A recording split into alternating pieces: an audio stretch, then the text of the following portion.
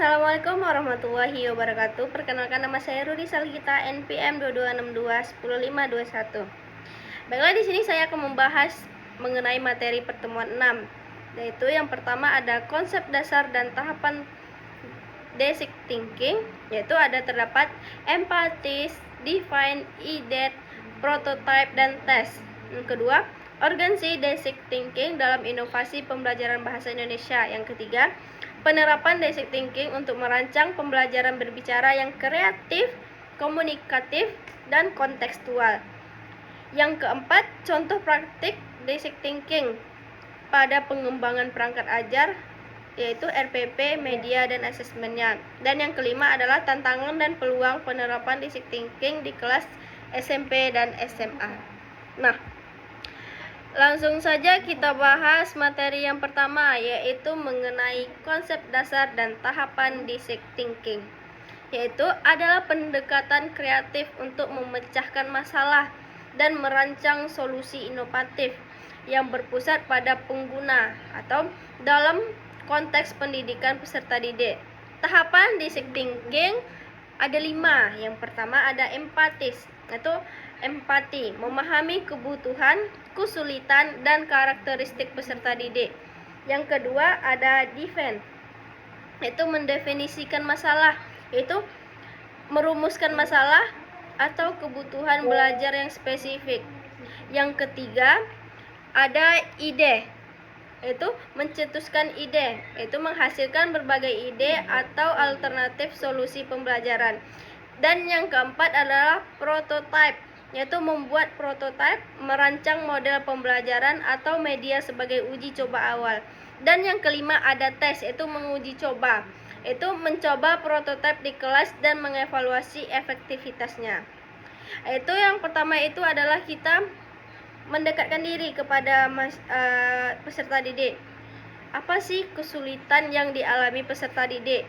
Nah, yang kedua, setelah kita tahu kesulitannya, yang kedua adalah defend, yaitu mendefinisikan masalah. Jadi kita merumuskan masalah dan merumuskan masalahnya tuh dan mencari solusinya gitu. Nah, yang ketiga menghasilkan ide, yaitu di dalam ini baru kita mencari idenya, apa sih yang harus kita lakukan, seperti itu. Dan yang keempat adalah merancang modelnya. Setelah kita mendapatkan ide, kita kemudian merancang model pembelajarannya.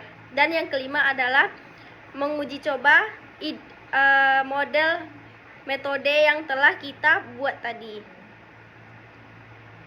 Nah, yang kedua ada urgensi basic thinking dalam inovasi pembelajaran bahasa Indonesia, yaitu yang pertama membantu guru merancang pembelajaran kreatif dan inovatif. Yang kedua, menyesuaikan pembelajaran dengan kebutuhan dan minat peserta didik.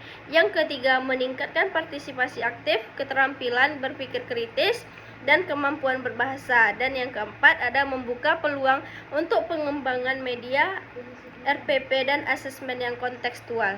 Yang ketiga, ada penerapan basic thinking untuk pembelajaran berbicara. Yang 5 tadi ada empatis, define, idiot, prototype, dan test.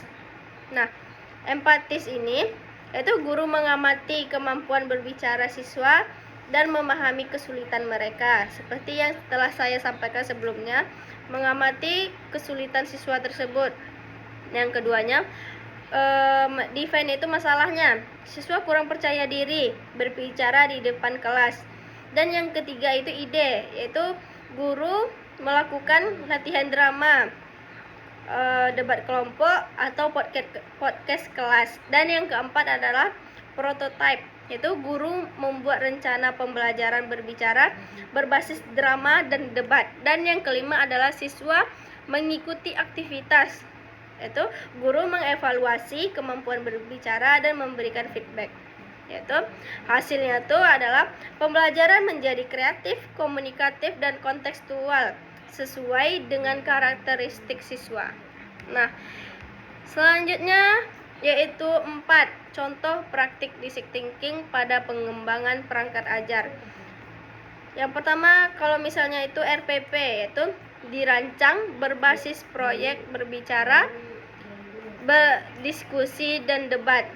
Nah, yang kedua itu media, yaitu media itu ada terdapat video, podcast, poster, atau alat peraga interaktif. Dan yang ketiga adalah asesmen, yaitu rubrik penilaian berbicara yang menilai konten, ekspresi, tata bahasa, dan keberanian siswa. Yaitu guru membuat prototipe media dan RPP diuji di kelas, kemudian direvisi berdasarkan hasil evaluasinya. Nah, selanjutnya yaitu yang kelima, tantangan dan peluang penerapan design thinking di kelas SMP dan SMA. Tantangannya itu keterbatasan waktu persiapan guru.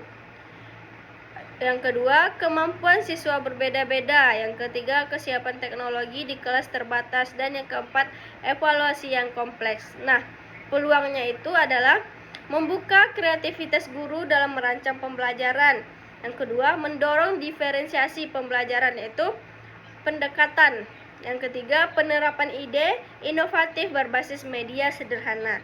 Dan yang terakhir yaitu mengembangkan asesmen autentik, berbicara, dan proyek. Kesimpulannya adalah design thinking mendorong inovasi pembelajaran bahasa Indonesia yang aktif, kreatif, dan relevan bagi peserta didik SMP dan SMA.